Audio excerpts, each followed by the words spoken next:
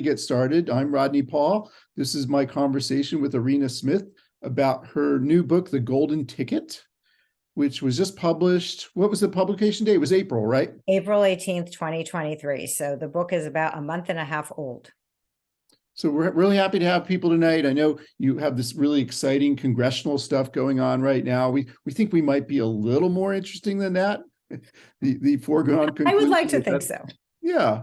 But I'm really happy to have you with me today, Irena. I wanted to start by saying, just disclosing that you and I are family, and it's kind of like not clear what your husband is my stepbrother, so I think you are my stepsister-in-law. There should be a better term. I think before you started recording, we came up with a good Yiddish term, which is mishpocha, which just means you are related in some way. We are family. So I want to disclose that. And so I'm not entirely unbiased about this book. At the same time, I'm a picky reader. And I'm not going to spend time with books that don't really engage me. And this book really has been wonderful. I've really learned a lot of really interesting things. And Irena, I think you said we would start off by getting an excerpt from your book. So why don't you go ahead and read this selection, and we'll let you do that. Okay, so the selection I'm going to read, and apologies to those of you who have already been at a reading and get to hear me read the same part again. I'm really fond of this part, so that's been my go-to. And just to contextualize it a little bit and to give a little bit of background, to those of you who don't know me, I work as, or have worked for the past 16 years as a private college admissions counselor, which is a job that I came to after being a lecturer in the humanities and composition at Stanford and UCLA. And after that, I took a side trip to the Stanford Office of Undergraduate Admission and worked there for 4 years, reading thousands of applications.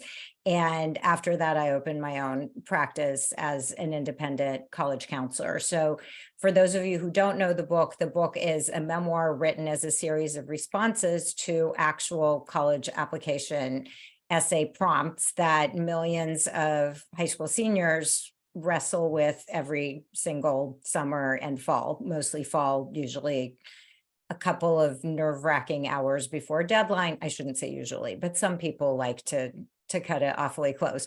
So the part that I'm about to read is my response to a prompt from Villanova, which is, what is the truest thing you know? How did you come to this conclusion? And I wrote it as an open letter to a high school senior preparing to apply to college. Dear rising senior, listen up. Arnold Spirit Jr. from the Absolutely True Diary of a Part-Time Indian is getting in and you're not, even though he's fictional and you're real. Why? Because you're Googling things like how to get into a highly selective college, and he lives on the res with bullies and an alcoholic father, and he happens to be smart and a talented graphic artist. But it's not fair, you protest. You live in the suburbs and play the trumpet and have mostly A's, and you're taking statistics at the local community college, and nothing exciting ever happens to you. Speaking of exciting things that have happened to other people, here's who else, fictional as well as real, would get into a highly selective college. Anne Frank, Scout Finch, the creature in Frankenstein who faced a lot of adversity and who will probably be too busy prowling the North Pole to attend. Mary Shelley, who wrote Frankenstein when she was 18 and had already run away from home and had 2 children and a miscarriage by then. Jane Eyre, Bertha Mason, the madwoman in the attic. It would be funny if the 2 of them were assigned to the same dorm. Pi from Life of Pi, Huck Finn, Charlie Bucket, Alice in Through the Looking Glass, Sasha Goldberg in Petropolis, Emily Dickinson probably, but I'm guessing she wouldn't go. How do I know all this? I read a lot of books as a kid, and then I majored in English, and then I got a PhD in comparative literature, and then I taught literature and composition to college freshmen before working for 4 years in the office of a highly selective university. At staff training, my first year of reading at Stanford, the dean of admissions asked the assembled admissions officers if we thought we could get into Stanford if we applied that day. And I thought to myself, I sure as hell couldn't and didn't when I applied at 17, but I sure as hell could if I applied that day. Why? Because I'd learned how to tell a story, to spy the barely there silken thread of narrative trailing into the foliage and brambles of everyday experience, because I'd lived and suffered, because I'd learned that things are rarely what they appear to be, both for good and ill. All good stories, tragedy and comedy both, are all about what isn't supposed to happen and about what happens after that. It's the knot in the rope, the irritation in the oyster, the disruption that drives narratives forward. It's the plot of everything from the Odyssey to the unbreakable Kimmy Schmidt. Cinderella is not supposed to go to the ball. Isabel is not supposed to marry Osmond.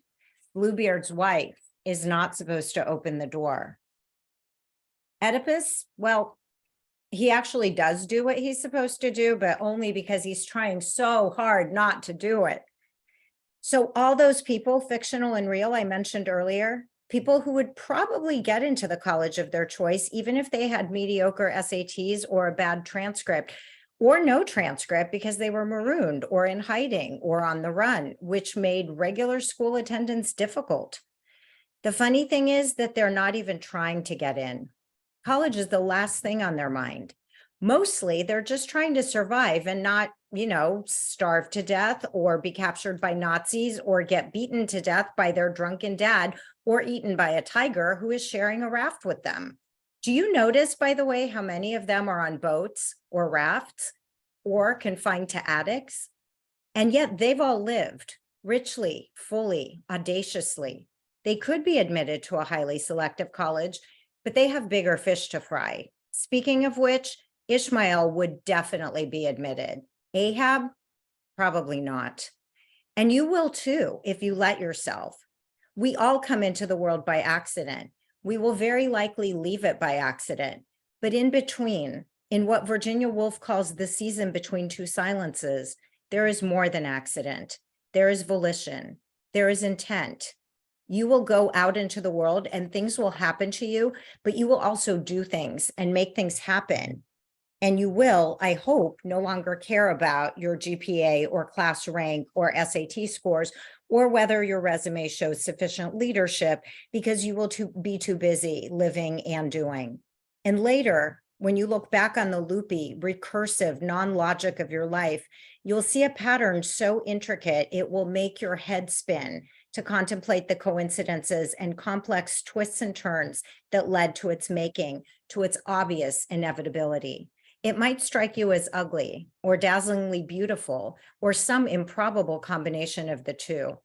But I promise you that the astonishing truth of it will smack you in the head and you will say, wow, you can't make this shit up. Well, I really love that passage, Irena, because you're trying to inspire these students to tell their story, to find their narrative.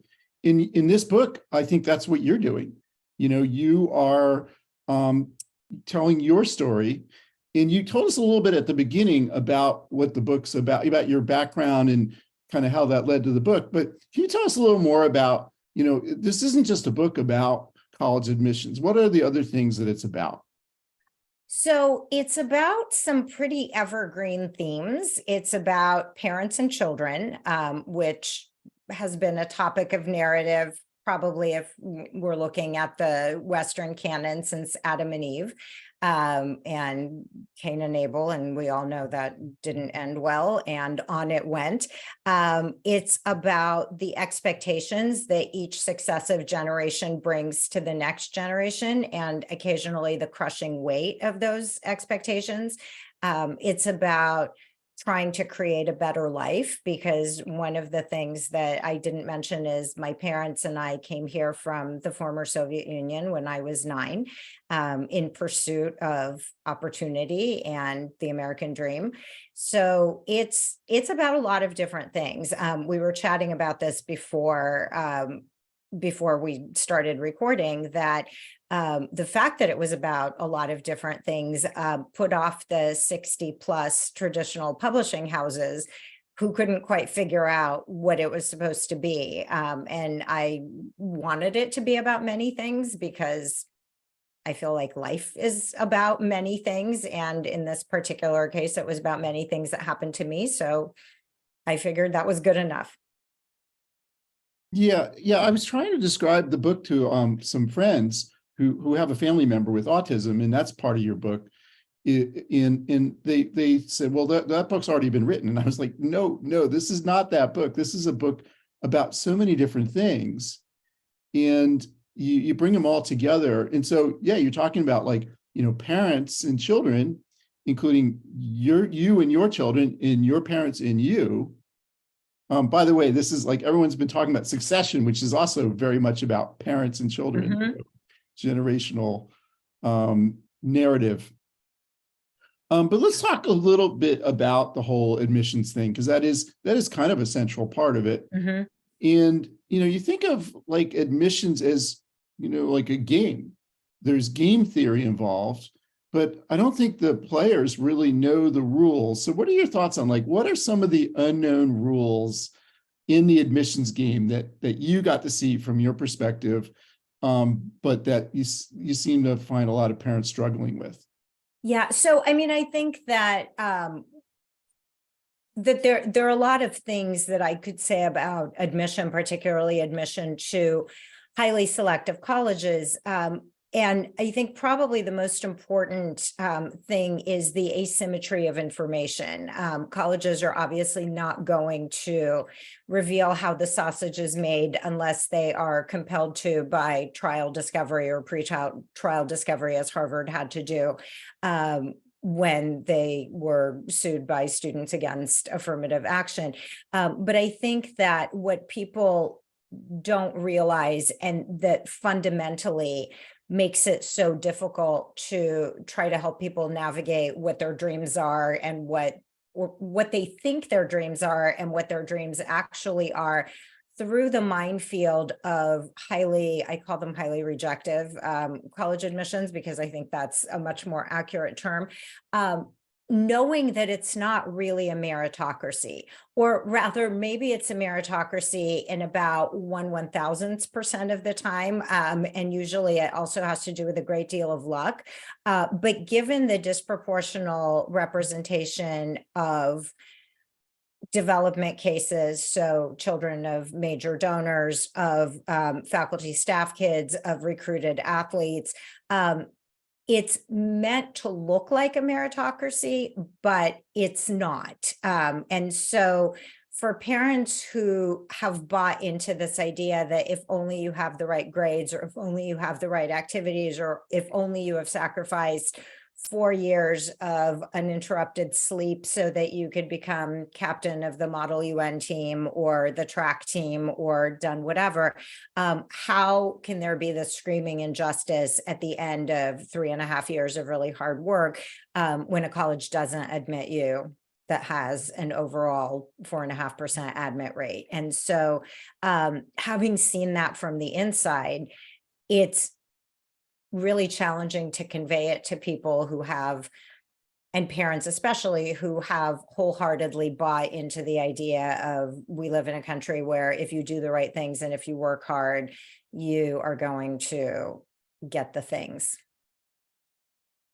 Yeah, I think it's the way the sausage gets made is got to be surprising to people, and they're just so focused on it. Right. Now, in the admissions process, there's these essays, and you consult with families on writing the essays. And your book really gives me the sense that you want to help these kids find their narrative. In that, in doing that, it's a really, really valuable experience.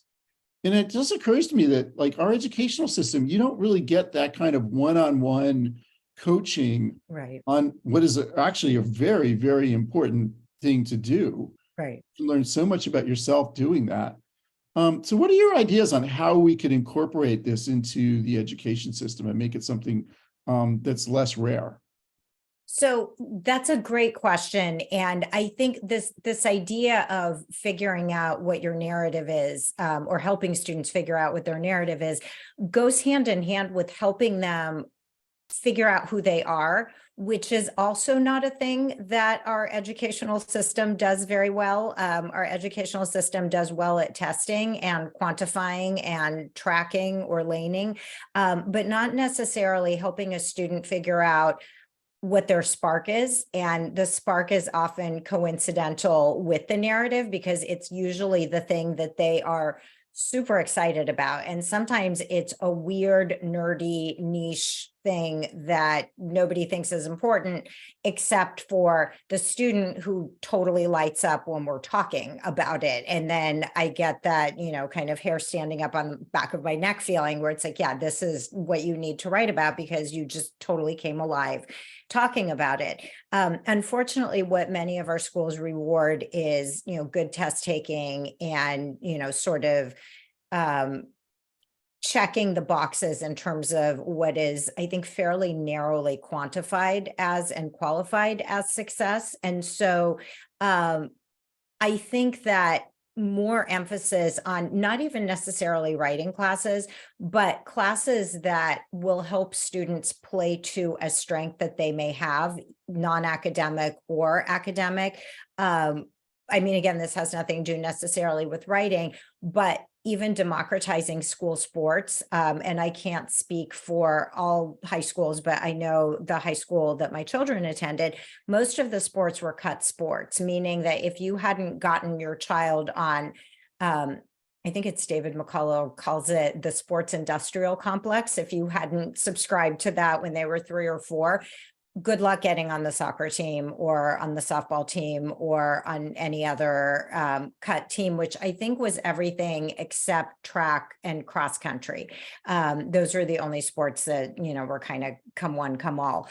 But I think just being more inclusive of students who learn differently, who may not be great test takers.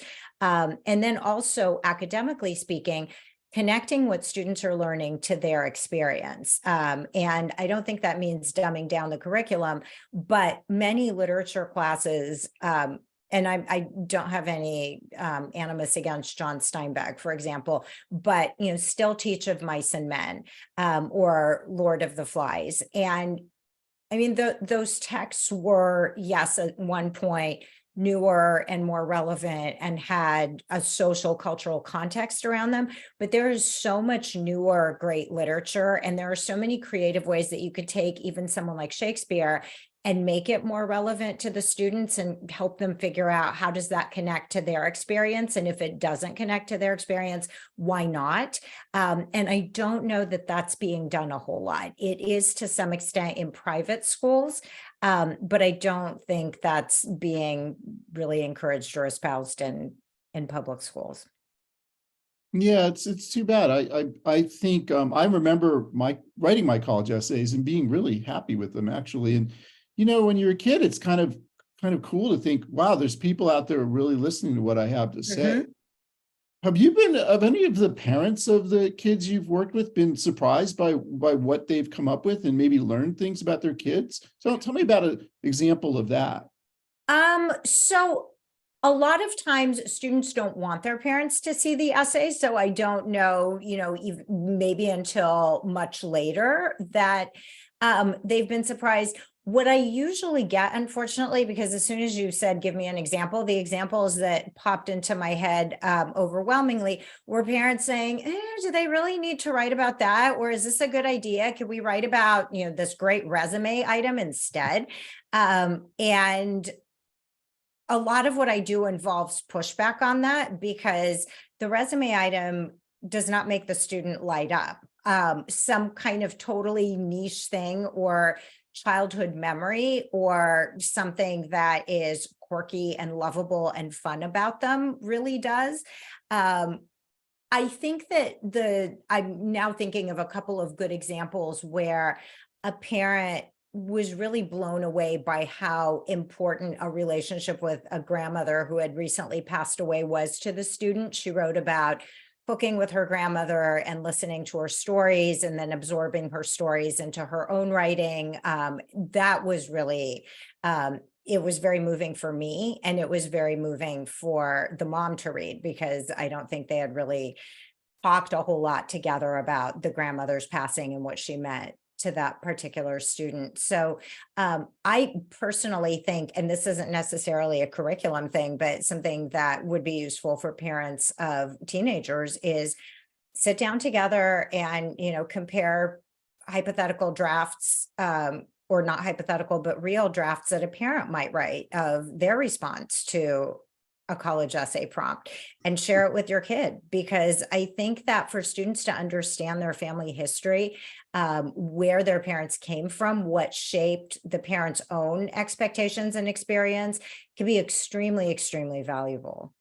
Oh, what a great idea. Like, get the parents and the children to tell a story in that kind of an essay response form. Is your role sometimes like a mediator in between the parents and the children? Yes, it's often a mediator between the parents and the children. I have been asked multiple times whether I am also a therapist, which I am not.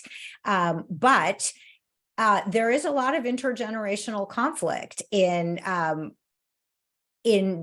sending your child out into the world to apply to college. And even though parents work with me so that I can, in theory, help them maintain a speaking relationship to their child, because they are now not the one asking, hey, have you written your draft and let me see it so I can criticize it, parents still find a way to meddle. And a lot of what I do has been sort of engaging in diplomatic negotiations, where, as a parent of former teenagers myself, I can see where they're coming from, and I can see how maddening it is to them to see their child playing video games instead of doing the needful, as a parent once very colorfully explained it. But at the same time, I think because I'm a little bit stuck in being a 17-year-old, which is why I work so well with high school students, I can also see the kids' point of view. And I know that the more parents push on them, the less they want to do whatever the needful is. No one wants to eat their vegetables. No. We all want to go directly to dessert. So I think part of it is convincing them that this is not eating your vegetables, right? Exactly. Yeah, this could be a fun opportunity for self-reflection, which honestly, it really can. Yeah. What are some of your favorite essay questions that you've run across? Answers, you mean, or prompts? Questions from on the test, on the exam. I'm sorry, the admission. For myself, I would say that I used to really hate Stanford's short questions, because they would just send my students into total writer's block, like the 50-word questions of, if you could revisit a historical moment, what would it be, and why? Those short kind of questions, I think, can be really fun to play with, because you can think about, is the historical moment personal to you? And if so, why? Is it connected to an academic interest? I think it's actually a pretty creative question. I also really like some of the UC questions. They have personal insight. They call them PIQs, personal insight questions. And they just have some very straightforward, like, what is an academic subject that inspires you? And had that been around when I was applying, I would have written a lovely essay about why I liked English so much. But that was not available to me at the time. And I'm sure that I wrote something totally inane. Although I did mine my deportation from Europe when I was 15, because I didn't have the right paperwork. I did mine that for college essay gold. That was a pretty great topic. Yeah, and that's a really interesting chapter in the book. I mean, as an aside to everybody, I've known you, Irena, for 20 years as a family member, and I kind of knew things about your past, but I didn't know the details. And this is such a fascinating description of someone immigrating to the United States, trying to, coming here without knowing English, navigating a school system as someone who isn't speaking English, and then learning it. And then also kind of like your experiences versus your parents' experiences as you kind of embrace the culture. So I found all that really, really interesting, and just one of the many things that makes this book so worthwhile. Thank you. So what would you do, like if you could just totally redo the admissions process, what would you do? How would you change it? That is a really, really thought-provoking and ambitious question. And I don't even really know where to start other than to say that, I mean, again, if I had just total control and if I had my druthers, That's what we're giving you. okay, I would probably pass a law. I'm sure this would be wildly popular, requiring colleges that are sitting on multi-billion-dollar endowments and not doing anything with them to hand over at least half those endowments, which are still going to generate plenty of accrued interest. I don't know how the finances work, but there's really no reason that Harvard can't build multiple satellite campuses and attract a lot of really smart faculty. So as anybody knows who has had the folly of getting an advanced degree in the humanities, jobs are few and far between. And at the same time, I don't think the humanities are quite dead, and particularly not because of the advent of ChatGPT and other similar technologies, which I've heard some very smart people say, who are not me because I don't know that much about technology prognostication, but they're going to be app developers and software engineers who will be out of a job because there are certain things that ChatGPT does pretty well, and that's one of them. What it can't quite do yet is create in a human-like, disorganized, chaotic, inspired, weaving together different ideas from different fields and experiences. And a friend of mine who actually is pretty savvy with the tech field has said that we're going to need more storytellers. We're going to need more people who understand how language works in human ways, not necessarily in machine learning ways. And I think that there might be a renaissance. I hope that there might be a renaissance of English and history and philosophy and other majors that are very relevant to this climactic moment in time that we're living through. So I think that, you know, if Harvard and all the other schools that are sitting on multi-billion-dollar endowments, of which there are probably at least 20 or 30, use some of that to build more campuses, to attract more students, to attract more gifted faculty that are currently working as adjuncts or are just out of a job and tutoring students in high school English, I think that might transform the system from within in such a way that we wouldn't need a labyrinthine application process. Yeah, I mean, you and I were both literature majors. I just cannot believe that ChatGPT is going to be able to write something that I would not be able to tell wasn't written by a human being. I just maybe, but I really, really have the in the golden ticket, no way something like a ChatGPT could tell this story, right? You can't make this shit up. Yep. You said it yourself. So let's move on from higher ed. And I did want to ask you, like you talk a lot about your family's experience raising your 3 children, and you know, autism, like being the parent of a child with autism. So what like advice do you have for other families that are facing that? So I don't know that I am necessarily qualified to give advice, but what I can say from my experience is that, you know, having children with developmental delays, learning differences, ADHD, and other just neurological differences that made it hard to function, is not an easy thing either for child or parent. And I think probably the most valuable piece of advice that I can give parents, both who have children with special needs and who don't, is how important it is to meet your child where they are and not necessarily where you are or where you want them to be.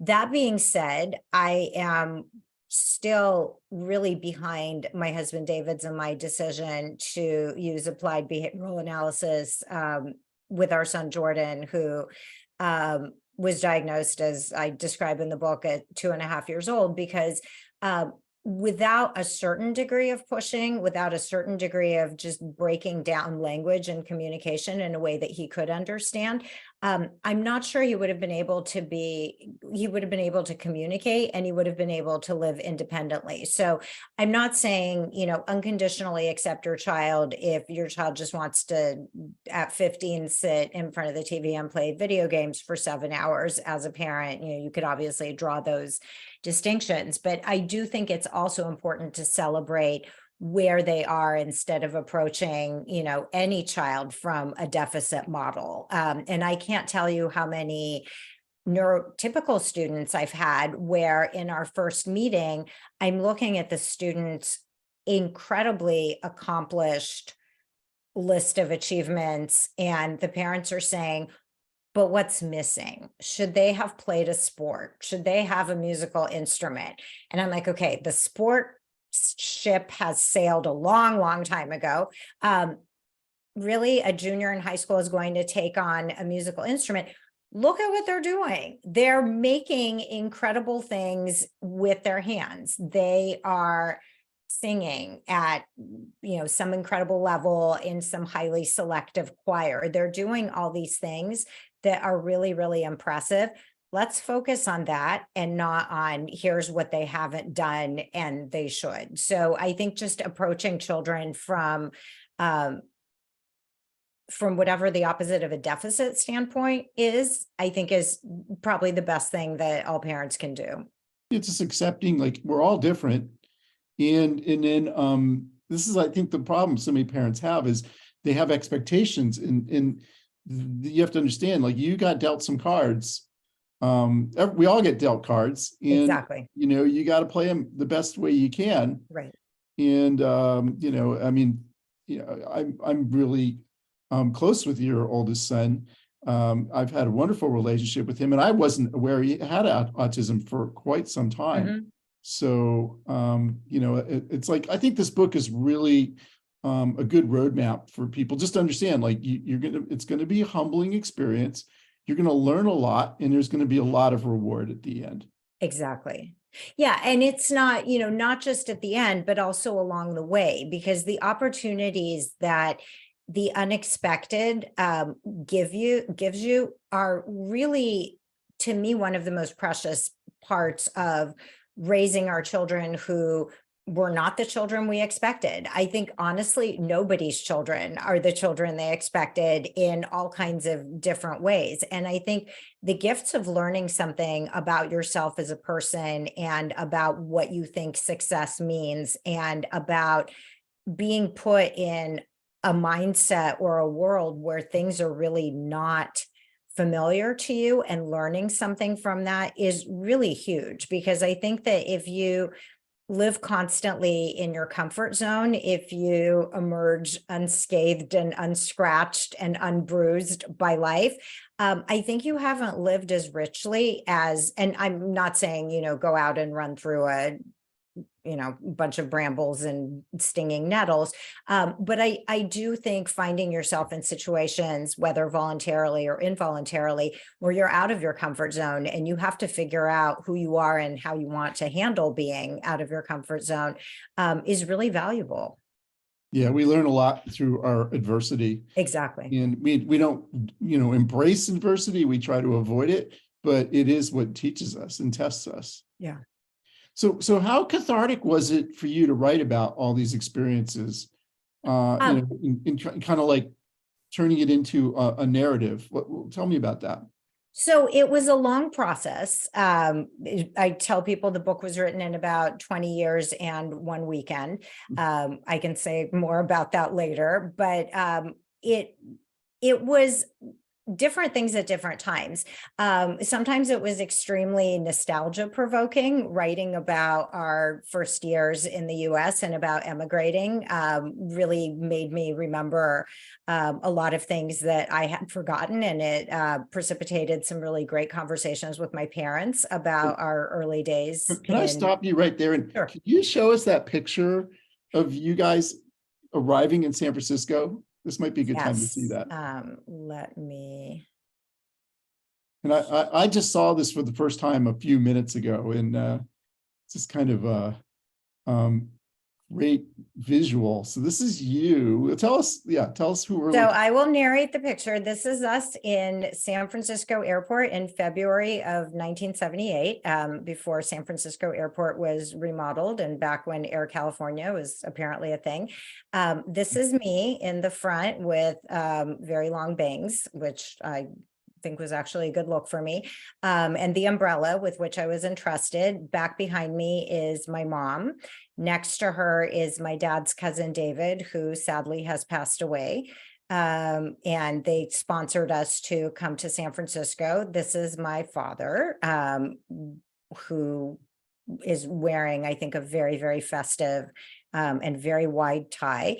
And this is my cousin Gary, who I think was David's son, who was 14 at the time. And I can also show, see if I can find it. This is 1978 when you guys arrived. Yeah.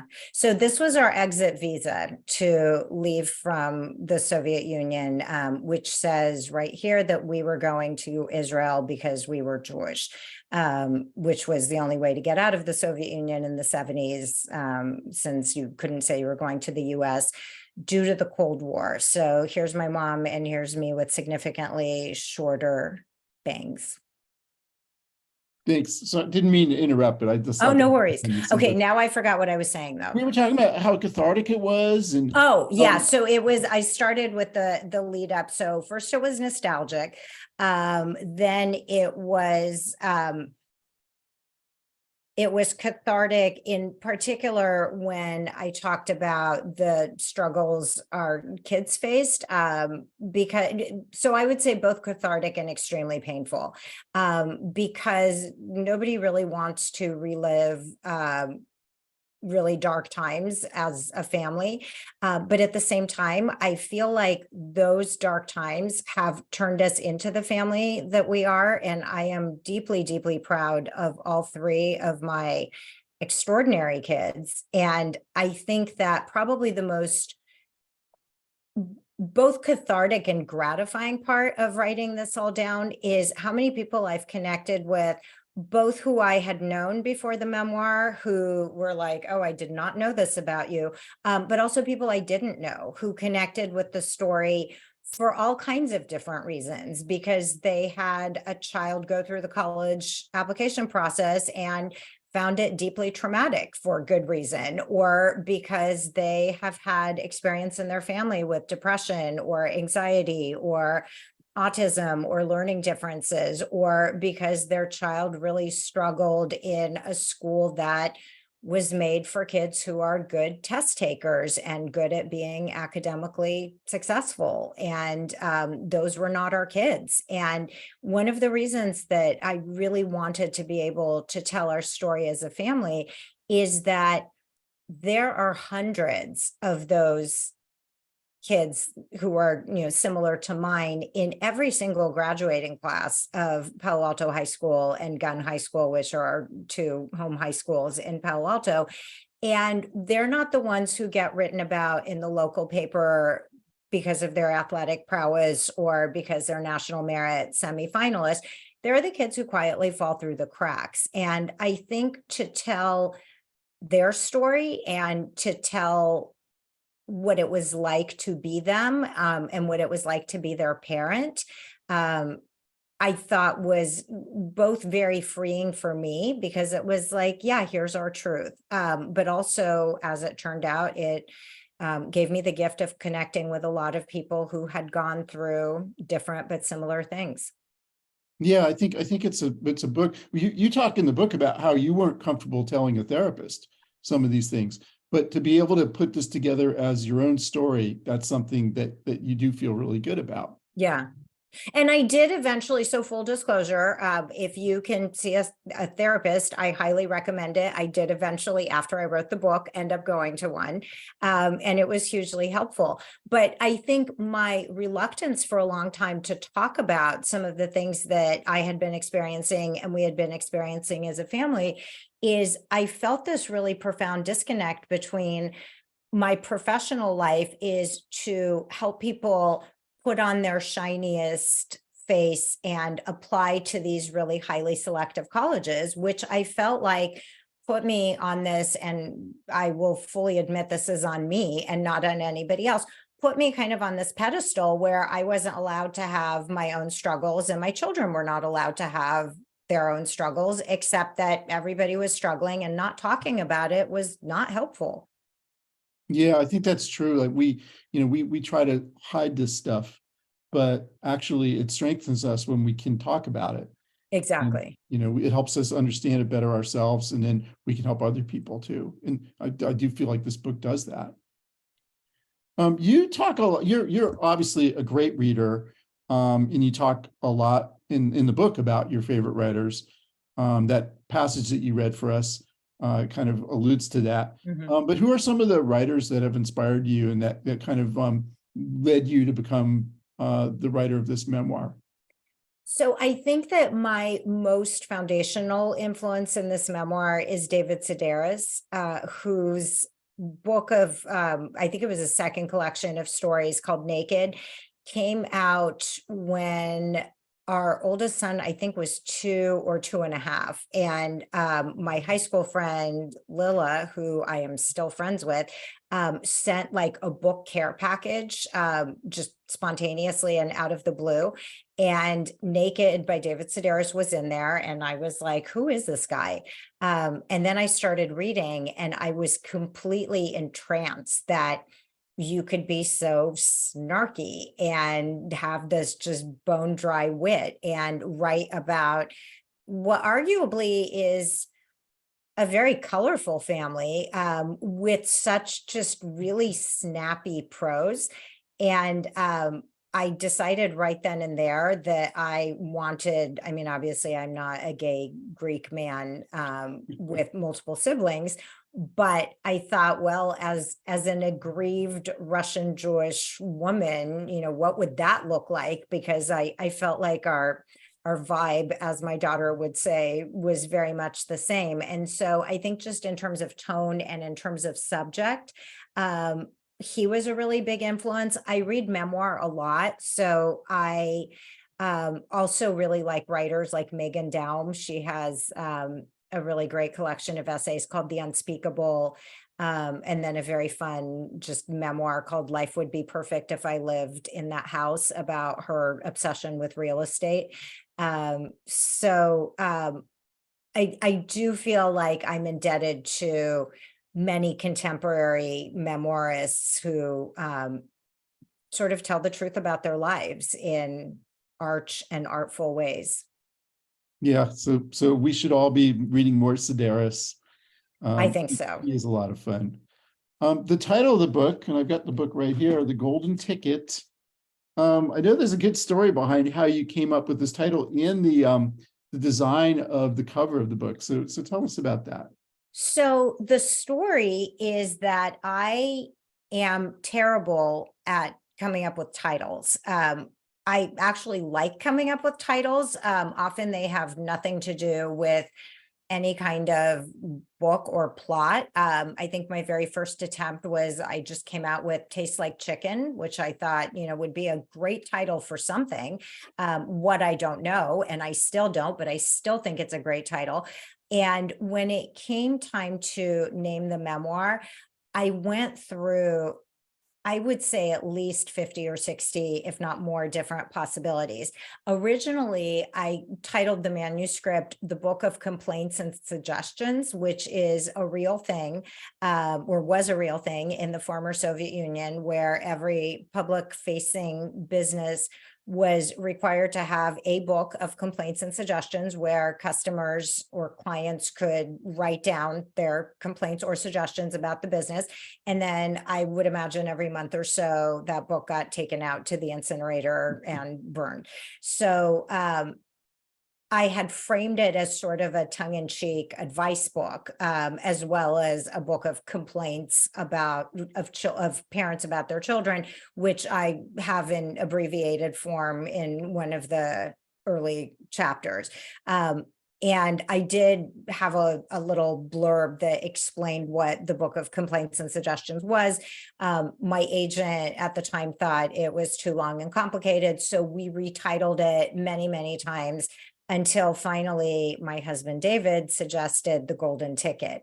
And at first I said, nah, it sounds like a children's book. And he said, well, think about it. And so after a lot of back and forth, it occurred to me that it is a metaphorically very, very rich title, because The Golden Ticket in Charlie and the Chocolate Factory is a sought after commodity that is implied or meant to, bring success, riches, and lifelong happiness to the possessor of said ticket by allowing them to enter the hallowed gates of Willy Wonka's chocolate factory, except for the fact that 4 of the 5 children who enter Willy Wonka's chocolate factory probably wish that they had not. What I found also really interesting in reading or rereading Charlie and the Chocolate Factory is the distinctly non-meritocratic means in which the other 4 children get in, right? So in one case,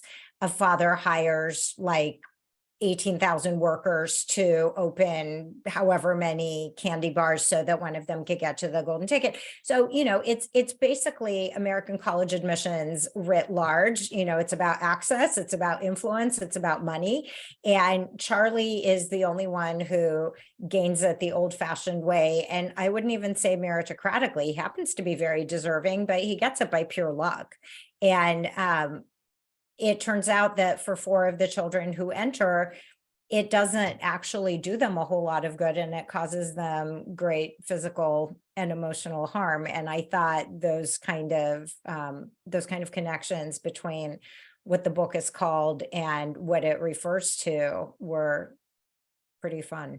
Yeah, like we're preparing our children, like we want to get our children into these elite schools, and yet we're not really giving them the skills they need to thrive in the world. Right? Exactly. Huh. Yeah. And, if you think about it, the skills that Charlie had not even cultivated, but was forced to acquire as a result of his poverty, flexibility, resilience, humility, gratitude, are actually the skills that keep him from getting sucked into a chocolate pipe or into a television or abducted by squirrels, or whatever else happens. So yeah, those are some pretty impressive and much needed skills, I would say. And then tell me about the design of the cover.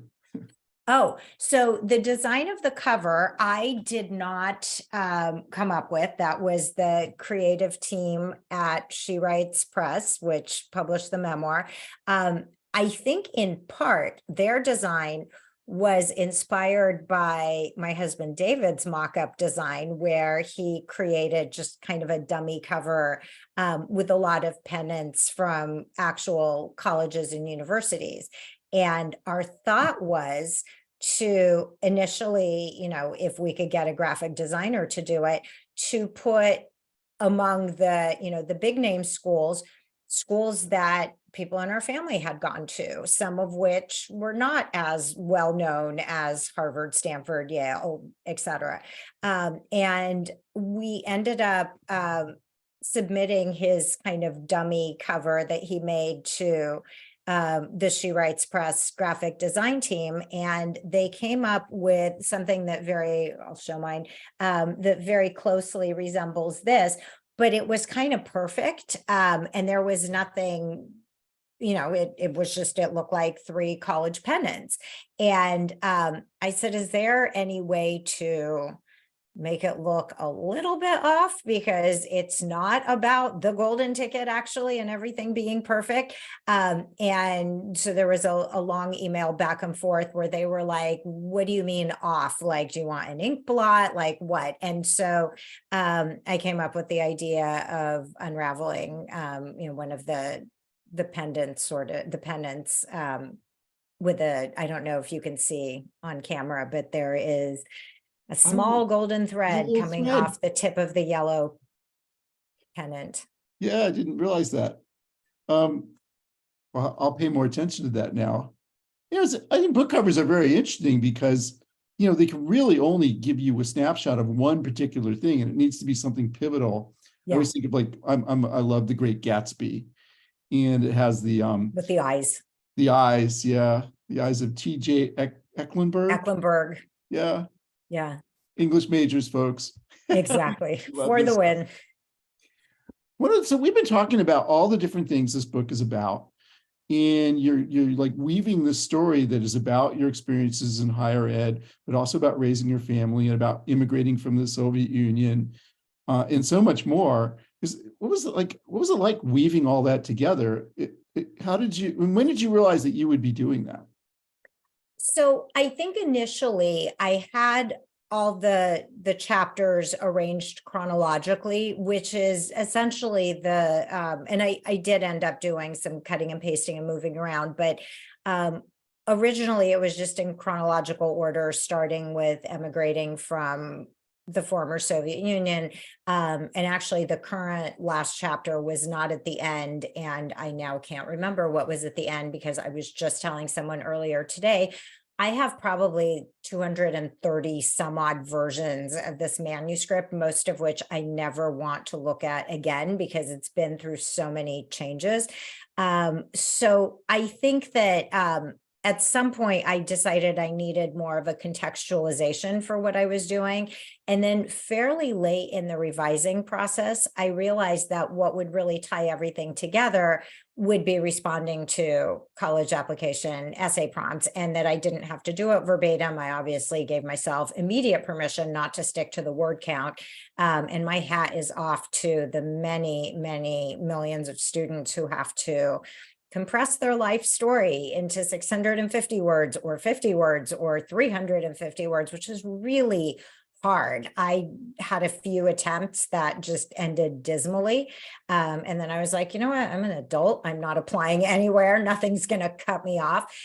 But responding to the college essay or the college application essay prompts, I think gave it an internal logic that connected it in a way that allowed me to have faith that the reader would connect the dots, which I hope readers have been able to do. Yeah, I thought it was really fun just to see all these different essay questions, and then to see how you kind of got what you wanted to say in there. And you did something that I kind of like to do as a speaker, which is I call the pivot. Where you're going to give the answer that you want to give, and if the question isn't the ideal question, you're still going to go where you want to go with the answer. Exactly. So is that that's seem like something you do very naturally, and it may have something to do with another thing you and I have in common, which is that we've both done improv. Mm-hmm. So how does improv tie in with all this? I know it's something you talk about in the book, and it's something that helped you in many ways, but yeah, how did it help you in the process of writing the book? So improv has been fascinating to learn from. And it's another thing that I have to credit my husband, David, for. He, about 7 years ago, got us a one-time just improv for beginners class at Bay Area Theater Sports, BATS. If any of you don't know them, look them up after this show and get yourself to see one of their shows. They're fantastic. So we took a class, we loved our instructor, we loved the class. And then it turned out that BATS was also teaching classes on their satellite campus in Palo Alto. So we signed up for their Foundation 1 course, and then we took Foundation 2, and then we took Foundation 3. We are never going to be actually well, I would say we're competent improvisers. We're never going to be famous. You will not see us on Saturday Night Live or Second City or anywhere.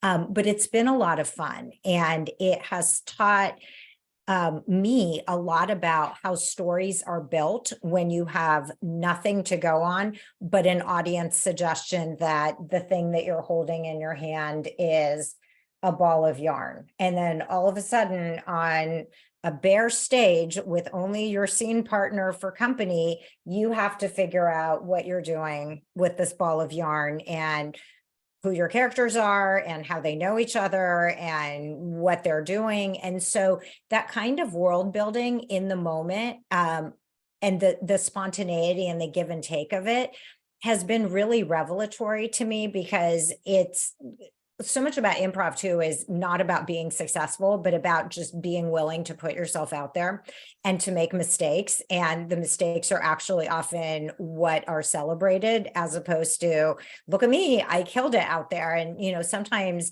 if you're watching really good improv, people will do something on the stage where you can see they're like, oh shit, what did I just do? And their partner will come and make it into a thing, or they will make it into a thing. And that is really, really gratifying, both to be part of and to watch. And I think that the give and take of it, I also really like, because it teaches you that it's not about you, it's about what you're building together with your partner in that particular moment. Yeah, and you say you only have a ball of yarn to create a story, but you also have words, right? Exactly. That's kind of what your book is. You've got you using the words that we all love. We who are fans of literature. And so let me ask you, like, how has your family reacted to this book? I mean, they're all kind of in it, and you're kind of putting a lot out there. So what was the reaction, and like how has that been discussed? So fortunately, everybody in my family is still speaking to me that I know of. So I think that's a big win for anybody who has written a memoir. They have been really, really supportive of the memoir, which has been very gratifying for me. And I was obviously a little bit worried about, I mean, they all knew I was writing about them. I was a little bit worried about how they would feel being out in the world, because I don't think any of us really knew what it was going to be like to be out in the world. And I think, I mean, I don't want to speak for them, but I think that for me, at least, it's been really gratifying to see how much people have connected with my story, with the stories of different family members. You knew Grandma Esther back when she was alive. How many people just came out as rabid fans of Grandma Esther? And I was like, yep, she was an epic force of nature. And I am really glad that she is in the book, and everything that she has meant to all of us is in the book. And I really hope that, that eventually this will end up being a codified, or not codified, because I'm sure things will change over time, but a codified for now family history, where I think that the honesty about what our experience has been, both for good and for ill, has been really important for all of us. And I think while I was writing it, even and after I wrote it, we've been able to be much more honest with each other in a way that was supportive, and not just in a way that, here are all the unflattering things that I think about you. So Yeah, it kind of helps everybody make sense of your shared history. yeah. So we're kind of getting to the close of our hour. I wanted to ask you, you have this book published now, and I highly recommend it. I hope a lot of people go out and read it. What will be next for you, Irena? Do you have other books in mind?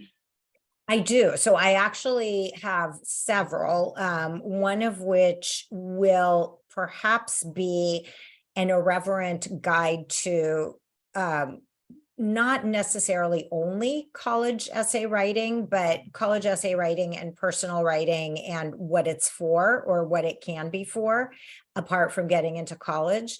So that's something that's a pretty new idea that I'm kicking around. And then the other one that I've been kicking around for a little longer is a story about, or sorry, not a story, a collection of stories about distance traveled in both literary travels, like, think Odyssey or think other stories of voyages, as well as, again, the memorable trips that we have taken with people in our family. My parents and my long odyssey from the former Soviet Union to the US, various very American road trips, and, to kind of mull over what does it mean to travel? How do you change from point A to point B?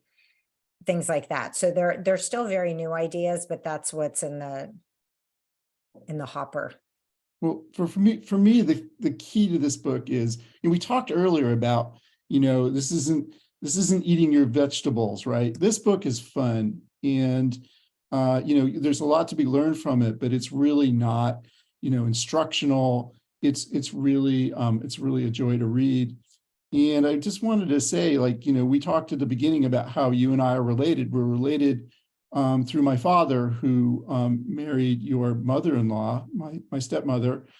My father died a couple months ago, and he was a great reader. And he would have been really proud of you, Irena. He would have loved this book. And, I just think he would have been thrilled to be related to somebody who had published such a great book. Oh, So thank you. congratulations on the golden ticket. And look forward to hearing, seeing more stuff come out from you. But thanks again for doing this interview with me. I've been really looking forward to this. Absolutely. This was so fun. Thank you so much for having me on. We can enable, if anybody has questions out there, we can enable you to unmute, or you can put questions in the chat. So if anybody wants to do that, we will, I am allowing you to unmute. So does anybody want to jump in and ask a question or make a comment?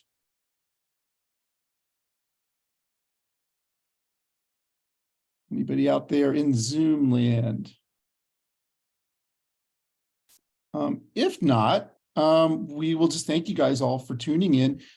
We did record this, so if you missed part of it, this will be posted on YouTube. I will be sending the link to that to everybody who registered for this. We do have a question here from Michael Armstrong. He asks, how has the huge growth in international students affected admissions? So I think I'm not really an expert on the international angle of college admissions, other than to say the already very crowded landscape is even more crowded with the increase in international students, in particular because most international students know the schools that have done an excellent job cultivating their brand. So it's not like people are applying to Lehigh University necessarily, or to the City University of New York system. They're all applying to the Ivy, Stanford, Caltech, and MIT. And so it's made admissions that much more competitive. Thanks for that question, Michael. Is anybody else out there? I see Elisa saying she's pleased that we will be posting the recording. Should be able to get that on YouTube within the next 24 hours. And then, as I said, everyone who registered will get a link to that. I also send out an email every Friday with my tour events, and I'll have a link to that there. Leslie says, thanks. Thank you.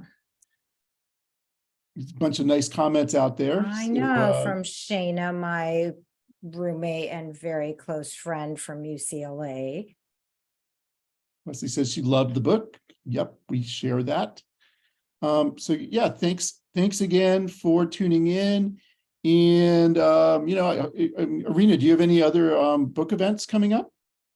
Let's see, not until the fall. I'm doing a book event at the San Francisco Public Library, but that is, I believe, in September. So if you would like to know about the events, I usually post them on my website, which is irenasmith.com. And there is an events section on there.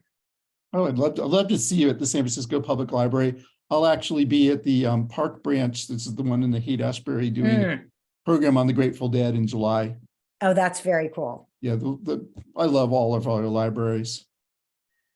Cool. Well, Libraries are thanks, folks, fantastic. for sharing the evening with us. Hopefully, our Congress has resolved it's our financial problems while we've been doing this.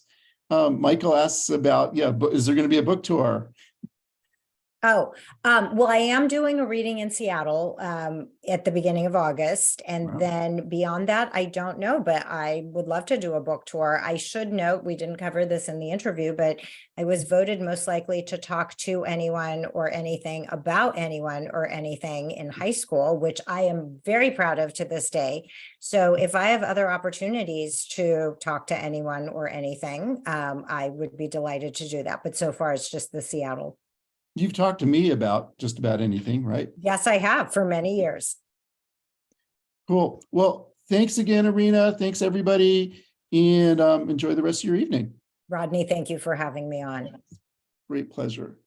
All right, everybody. Good night.